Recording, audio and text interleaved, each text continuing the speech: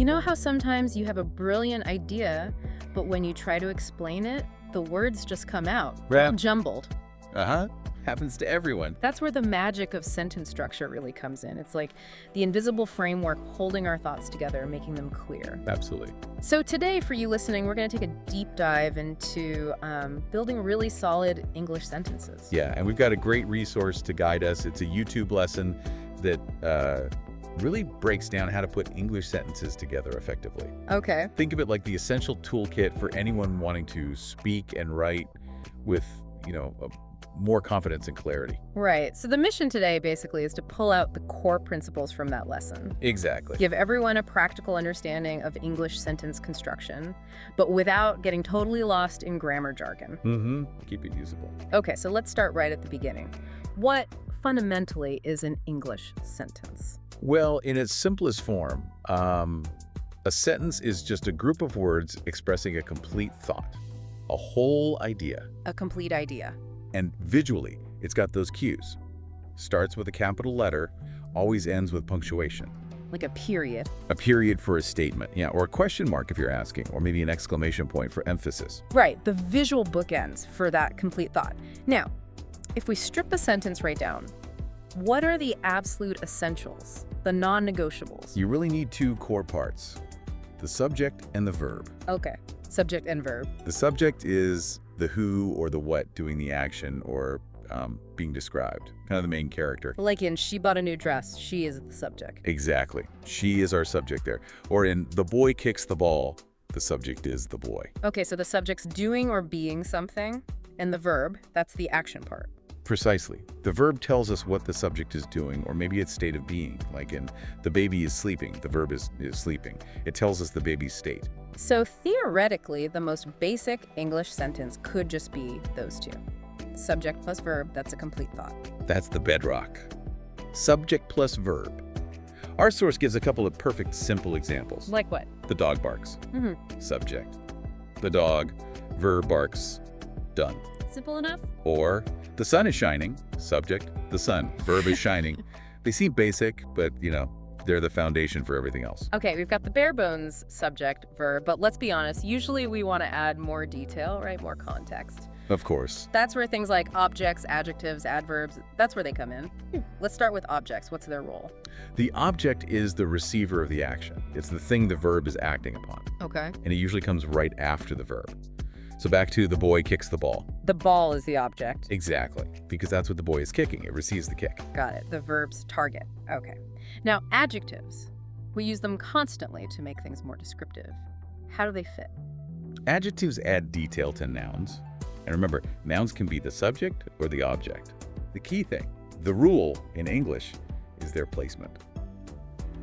They almost always come before the noun they describe. Before. Always before. Pretty much. Think of them as sitting right next to the thing they're modifying, just ahead of it. Okay, give us some examples. How does that look? Well, the source had some clear ones. Instead of just boy, you say tall boy. Tall is the adjective right before the noun boy. Or brown ball, beautiful girl, white bench. See, each time the descriptive word, the adjective, is right before the noun. Okay. Yeah, that makes sense. It's different in some other languages, isn't it? It is, which is why it's a good rule to lock down for English. Adjective first. Okay, adjectives before the noun. Now, adverbs. They add detail too, but they seem a bit more flexible in where they go. That's a good way to put it, yeah. Adverbs modify verbs, mostly. Right. They tell us how, when, where, or how often something happens. Right. And you're right, their placement is more flexible. You often see them before or after the verb, like it runs quickly. Quickly tells us how. Okay. Or after, like the teacher speaks clearly. Exactly. Clearly describes how she speaks. Both work. So, often at the beginning or end, modifying the verb. But the lesson also mentions some adverbs that like to set up shop right in the middle. That's where it gets interesting. Yes. There's a specific group, often about frequency or certainty. Words like always, also, probably, often. These typically like to sit between the subject and the main verb. The source had examples like John often goes to the gym. Right. Often between John and goes. And I always exercise in the morning. Always between I and exercise. Okay. And it specifically pointed out what not to do. Like, don't say, I watched also all the videos. Doesn't sound right. No, Yeah. it should be, I also watched all the videos. It just flows better, sounds more natural in English to put those middle adverbs near the verb. That makes sense. It feels awkward otherwise. So what about when the verb is like a team effort, multiple words, like should finish or will be canceled? Where do adverbs go then? Good question. With those multi-word verbs, the general rule is the adverb slots in after the first helping verb. After the first one. Yeah, so not he quickly should finish, but he should quickly finish his work. No, okay. Or we are always looking for ways to improve. Always comes after are. Got it. And the event will probably be canceled. Perfect. Probably comes right after will. First auxiliary, then the adverb. Okay, this is great. We've got the parts, the descriptions. Now, the lesson then talked about a really key principle, the order. Verb, object, place, time. Getting that sequence right seems pretty crucial. Oh, it's fundamental. Absolutely key for making sentences that sound natural and are grammatically correct in English. So what's the core idea? The main thing is that the verb and its direct object, they tend to stick together, like best friends. You don't usually put other words between them. Right. For instance, it sounds right to say, I like my job very much. Oh. But it sounds off kind of clunky to say, I like very much my job. The very much shouldn't split like and my job. Gotcha. Keep like and job together. Exactly. Same idea with my friend spoke Spanish perfectly. That's correct. Versus spoke perfectly Spanish. Again, it feels unnatural. Keep the verb and object paired up. Okay, verb and object stay close. Then what about adding where something happened and when? What's the usual order? The typical sequence is verb plus object, then place. And after that, usually comes time. Verb, object, place, time. Generally, yes. The source used we took the children to the restaurant. That sounds right. Mm-hmm. But took to the restaurant the children. It's not how we'd say it. No, definitely not. Or think about asking, did you learn English at school? Place, at school, comes after the verb-object combo, learn English. Okay, another example. Don't forget to take your book to the library. Again, place to the library comes after the action. Take your book. So action, location, what about adding the when? Time information usually follows the place. So I drive to work every morning. To work is place, every morning is time. Exactly. Place before time. Other examples where I'm going to Cairo on Tuesday. Place, Cairo, then time on Tuesday. And they've lived in the same apartment for 10 years. Place in the same apartment, then time duration for 10 years. That order usually feels most natural. Ugh, I feel like I sometimes hear the time bit mentioned right at the start. Is that allowed? You're absolutely right to pick up on that, yes. While the general guideline is time after place, it's also very common and totally fine to put a time expression at the beginning. Ah, okay. For emphasis, maybe. Exactly, for emphasis, or just to change the flow. So on Tuesday, I'm going to Cairo, works just as well. Right. And after work, Bob gave me a lift home, time first. So while place tends to stay closer to the verb, time has a bit more freedom to move, especially to the front. Okay, that's a really useful overview for statements, declarative sentences. Now let's switch gears. What about asking questions? The lesson seemed clear that the word order often gets, well, flipped around. Yes, asking questions in English usually involves changing that standard word order. And often, you need to bring in an auxiliary verb, a helping verb. Like do or is? Exactly. For simple yes-no questions, the ones you can just answer yes or no, that auxiliary verb usually jumps to the front before the subject. Can you walk us through that change? Like, take a statement and make it a question. Sure. Let's take the cat is sleeping to make it a question. You move the is. Right. Is jumps to the front. Is the cat sleeping? Okay. Or you are a student becomes are you a student? Simple enough. What about past tense? Like, I watched TV yesterday. Good one. For past simple, you bring in did. So I watched TV yesterday becomes the question, did you watch TV yesterday? So did comes first. Now, the lesson made a really specific point about the main verb in those past questions, didn't it? It did, and it's crucial. When you use did for a past simple question, the main verb goes back to its base form, its simplest dictionary form. Okay.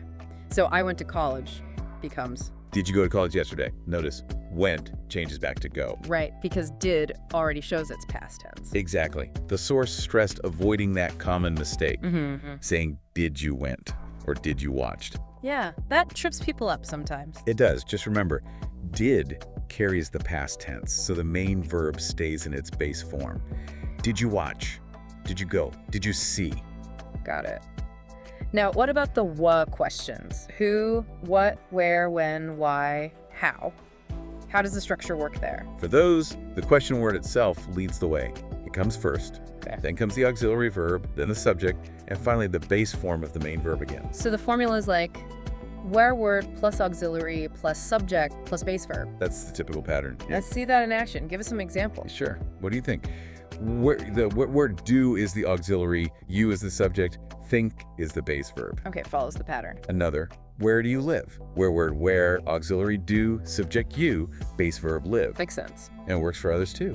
When is your birthday? Why do you like summer? How do you make a sandwich? Same basic structure. That seems pretty consistent, but Right. the lessons mention some exceptions. When the word itself is the subject, that sounds a bit tricky. Ah, yes, that's a really important nuance. Sometimes the word like who, what, which, or maybe how many is actually the thing doing the action in the question. It's the subject itself. Exactly. And when that happens, we don't use the auxiliary verbs do, does, or did in the same way. The word order looks more like a statement. Wait, okay. How does that work? Can you give some examples where we skip the do or does? Absolutely. Think about asking who wants a drink, instead of saying who does want something to drink, which sounds a bit odd. You just say, Who wants something to drink? See, who is the subject doing the wanting? No does needed. ah, I see. Similarly, who lives in that house? Not who does live. Or how many students attend your school? Not how many students do attend. Okay, because who or how many students are the ones doing the action? Precisely. The source also had what happened to you last night. What is the subject of happened? No did. Right. And who knows the answer? Again, who is the subject of knows? So if the word is the subject, you generally skip adding do, does, or did. That's a really helpful distinction. So identify if the word is asking about the subject or is the subject. That's the key difference. It dictates whether you need that auxiliary verb or not. Okay, wow. We've actually covered a lot of ground here. The basic parts of a sentence, adding details with adjectives and adverbs, that typical order for statements. Verb, object, place, time. Right. And then the big shifts for making questions. Just to bring it all home, can we quickly recap that most basic standard word order for a statement? Yeah, absolutely. The fundamental structure to keep in your head for most regular sentences, statements in English, is subject plus verb plus object, if there is one, plus place plus time. Subject, verb, object, place, time. That's your go-to framework. While we saw time can sometimes move, sticking to that order gives you a really solid, reliable base for clear, correct sentences. So understanding these core rules, even the seemingly simple ones, really does build that strong foundation. Helps you express yourself clearly, whether speaking or writing. Exactly. It's about knowing the basic architecture of the language so you can build your thoughts properly, make them understandable. Well, this has been genuinely insightful, a really good deep dive into the building blocks, thanks to that YouTube lesson guiding us. Indeed.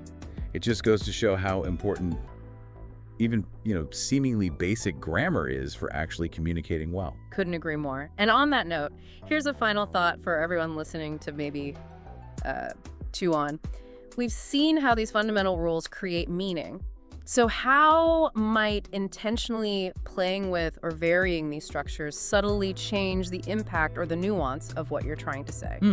Interesting question. Something to think about as you keep exploring the power of language.